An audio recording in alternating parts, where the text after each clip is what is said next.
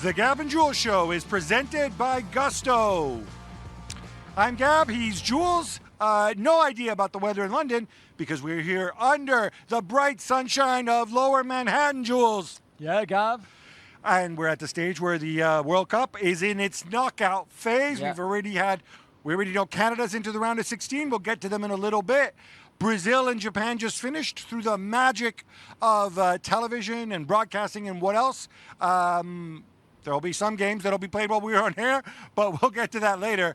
But Jules, we need to start with Brazil and Japan because this was quite the scare for the Seleção.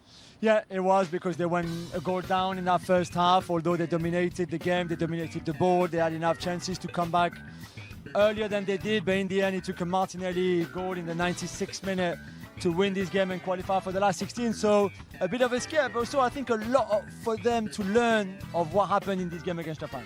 So I am particularly distraught. I was very much in two minds. As you know, I love Carletto Ancelotti, but obviously Japan is the last team I can support in the World Cup. Now they're out. I'm going to have to find somebody else to support, which is annoying. But in terms of Moriyasu, in terms of Japan, I just want to get to them before we get to Brazil. The way they set up, obviously with Japan, you have a lot of energy. You've got a lot of pace. You've got a lot of pressing. You've got Keito Nakamura in form from the wing. It looked to me like the game plan was what it should have been early on. They got the goal through Sana, maybe even somewhat unexpected. But then maybe they dropped off a little too much.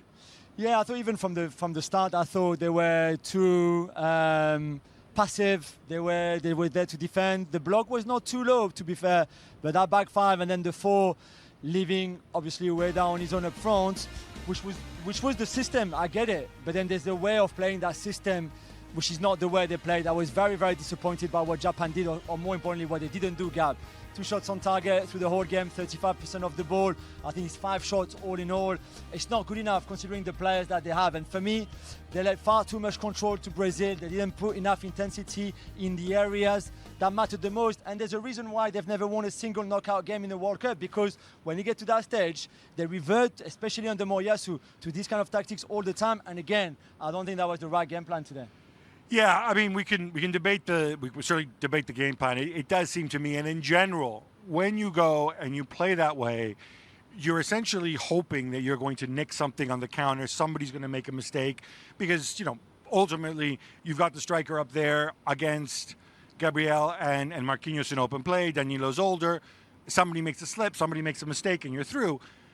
But we know that those are really low percentage tactics against the Brazil side, that when you give them so much of the ball, even when you congest the spaces, we saw so many of those crosses coming in, kind of those three-quarter crosses, which you think, all right, they're not great. Zion Suzuki got to a lot of them, but he's not going to get to all of them.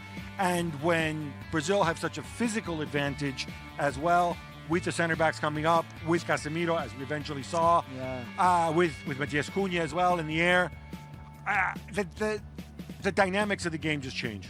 Yeah, I thought it was far too minimalist from Japan, and I think they can play much better football than what they showed today. And that's why I think they even themselves have to be disappointed by how the game went. Obviously, it's never nice when you consider a winner like that in the 96th minute when you thought you could get at least 2 extra time. But things, Brazil would have scored in extra time anyway. This game was never going to go to penalties.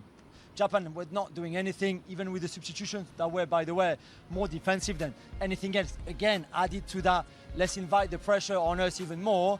And I just don't really understand why, because I really think they have the players to play a much better brand of football than they did today. And they have, to be fair, against the Dutch, for example, earlier in this tournament. Against Germany in the last World Cup. Yeah, for example, as well. But then it seems that when they get to this stage, maybe it's the nerves, maybe it's the expectations or the pressure, but they seem to very often revert to this kind of defensive game plan and tactics that, one, I don't think suit them that much, because you inevitably invite crosses to come in. And that's exactly what happened. And you're right, they dealt with most of them well. But the one ball from Gabriel where the marking was not great, the line wasn't great, Suzuki was maybe, again, a bit passive, and Casemiro scores, and at 1-1, there's always going to be just one winner.